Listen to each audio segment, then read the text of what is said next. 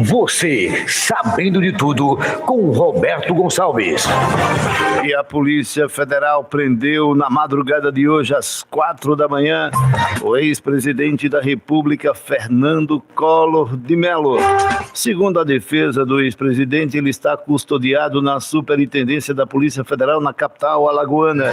A reportagem é de Marília Ribeiro. O ex-presidente da República e também ex-senador Fernando Collor de Mello foi preso na madrugada dessa sexta-feira. Isso aconteceu por volta das 4 horas da manhã. De acordo com a defesa do ex-presidente, ele estava se preparando para retornar para Brasília e assim se entregar lá na sede da Polícia Federal. Só que ele acabou sendo preso e ele se encontra neste momento na Superintendência da Polícia Federal da capital alagoana.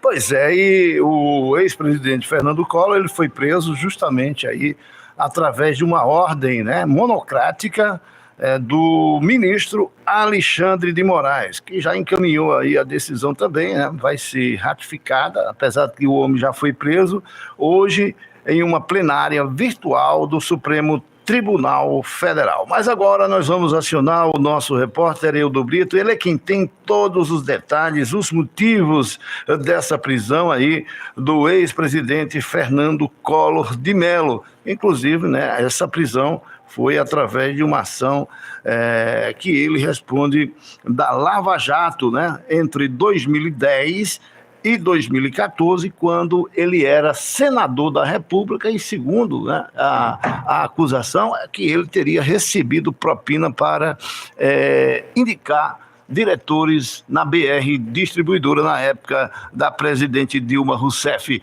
Bom, quem tem todos os detalhes é Eudo Brito. Bom dia, Eudo. Bom dia, Roberto Gonçalves, bom dia, ouvintes da Rádio Arari FM 90,3. O ministro do Supremo Tribunal Federal, Alexandre de Moraes, determinou nesta quinta-feira, dia 24, a prisão imediata do ex-presidente Fernando Collor de Mello por participação no esquema de corrupção da BR Distribuidora durante o governo Dilma. Ele foi condenado a 8 anos e 10 meses de prisão em um desdobramento da Operação Lava Jato. A pena deve ser cumprida inicialmente em regime fechado. Abre aspas. Determino a prisão e o início do cumprimento da pena de reclusão em regime fechado em relação ao réu Fernando Afonso Collor de Mello. Fecha aspas, escreveu o ministro na decisão. Em nota, a defesa disse que o ex-mandatário se apresentará para cumprir a ordem de prisão. A pedido do relator, o presidente da Corte, Luiz Roberto Barroso, convocou um julgamento para que os demais ministros analisem a decisão no plenário virtual. A sessão ocorrerá nesta sexta-feira, das 11 horas da manhã às 23 horas e 59 minutos. Enquanto não há confirmação do plenário, vale a decisão de Moraes. Em maio de 2023, o STF condenou Collor pelos crimes de corrupção passiva e lavagem de dinheiro.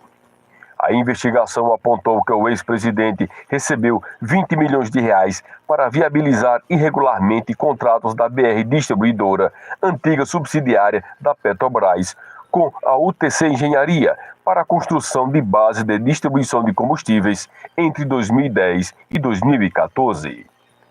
A vantagem foi dada em troca de apoio político para indicação e manutenção de diretores da estatal. Ele teria atuado com a ajuda dos empresários Luiz Pereira Duarte de Amorim e Pedro Paulo Bergamachi de Leão Ramos. A Procuradoria-Geral da República denunciou Collor em 2015. A acusação incluía registros encontrados no escritório do doleiro Alberto Iosef e depoimentos de delatores. A defesa questionou a sentença em recursos que foram rejeitados pela Corte. Direto da redação da Arari FM, Eudo Brito para o Araripino, gente. Obrigado, Eudo, pelas informações. Às 7 horas e 8 minutos, opinião sobre essa prisão aí do ex-presidente Fernando Collor envolvido. Ele, inclusive, já foi até condenado aí, né, por receber propina no tempo da Lava Jato, de uma distribuidora da Petrobras, a BR. Vamos ouvir a análise do editor de jornalismo da CNN em Brasília, Daniel Reitner, jornalista. Interessante esse ponto que você colocou. Se a gente for resgatar a história do pós-redemocratização no Brasil, a gente tem 2 presidentes que sofreram impeachment, o próprio Fernando Collor e Dilma Rousseff, 3 presidentes que receberam sentença de prisão ou foram presos de forma em caráter liminar, temporário, aí inclui Michel Temer, Lula e agora Collor, e um ex-presidente que foi transformado recentemente em réu. Isso, se você coloca em perspectiva 40 anos de redemocratização, é muita instabilidade, é muito sacolejo.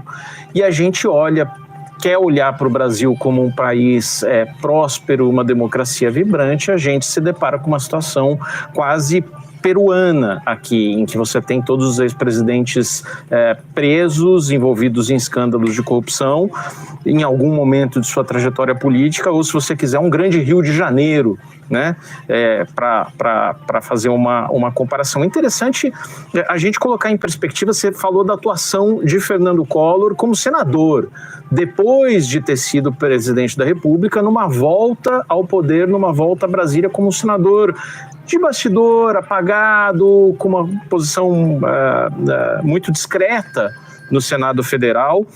Mas o que aconteceu para Collor ser preso? Qual que é a acusação e o que foi decidido? Por que ele está sendo preso efetivamente? Collor tinha 2 diretores apadrinhados seus na BR Distribuidora. Quem disse isso? O ministro de Minas e Energia à época, Edson Lobão, e o líder do PTB à época, Gin Argello, que era o partido de Fernando Collor depois dele retornar para Brasília como senador. O que aconteceu? A UTC, que é uma empresa, uma consultora que foi fortemente envolvida na Operação Lava Jato, ganhou 4 contratos relevantes da BR Distribuidora num intervalo curto de 6 meses, sendo que, segundo as delações da Lava Jato, ela tinha acesso prévio às condições do edital, e empresas concorrentes da UTC nessas licitações eram afastadas do processo, eram desclassificadas pela Petrobras. Uma vez que a UTC ganhava, o que acontecia? Pagamento de propina para esses 2 diretores da Petrobras apadrinhados por Fernando Collor, um deles condenado junto com Fernando Collor e agora está com mandado de prisão. As propostas tinham descontos da UTC, mas eram descontos maquiados, sempre com o mesmo percentual. O que dizia a investigação é estatisticamente muito improvável. Então, todo esse arcabouço que leva à prisão de Fernando Collor a partir de uma delação e com documentação em planilhas e em outras investigações, apreensão de materiais. Claro, sempre vai ficar uma pergunta, um incômodo de quem rememora a Lava Jato: por que houve a condenação e agora a prisão de Fernando Collor, enquanto outros processos foram suspensos, foram congelados e até perdoados. E até devolveram o dinheiro, né? Teve cabo aí da Lava Jato que está recebendo o dinheiro que roubou de volta. Ele entregou no tempo, lá que foi preso, e agora estão recebendo de volta. E já Fernando Collor, né? Aí.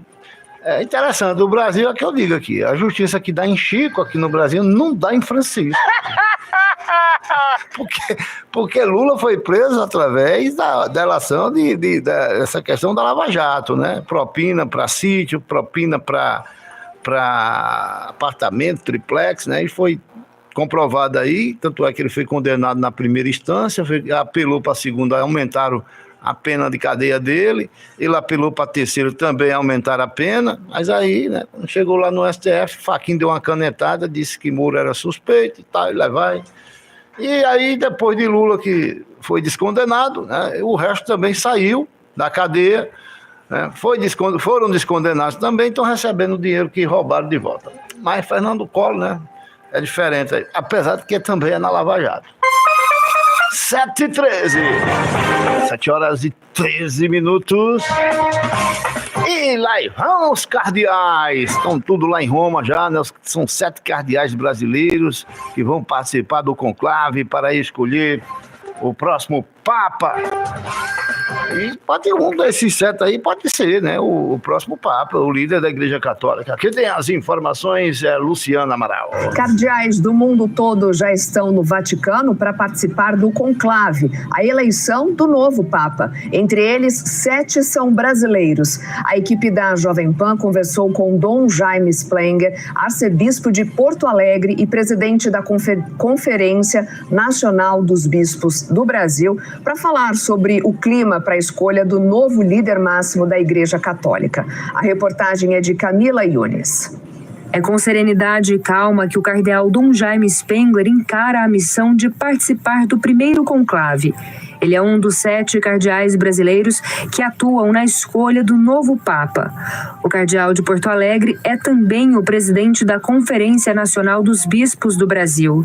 Em conversa com a Jovem Pan, ele diz que, mesmo com tranquilidade, sabe da responsabilidade desse momento. Eu me sinto muito sereno, tranquilo. É claro que a gente sabe da responsabilidade, né? E, nesse sentido, há, sim, eu diria, uma tensão positiva. Diante da responsabilidade, é claro que precisamos atinência, sensibilidade, perspicácia, presença de espírito, se quisermos, para que realmente a escolha que somos chamados a fazer seja melhor. Ele já está em Roma para a cerimônia de despedida do Papa Francisco e tem se adaptado ao ambiente do Vaticano, onde ficará pelos próximos dias. Obrigado aí a reportagem de Luciana Amaral. E o presidente Lula vai com uma comitiva, né, participar aí do funeral do Papa Francisco, que vai acontecer nesse final de semana, amanhã, né, a partir de amanhã. Inclusive, o Lula, quando ele participou do funeral de João Paulo II, o Papa João Paulo II, ele convidou o Fernando Collor, né, para ir na comitiva. Foi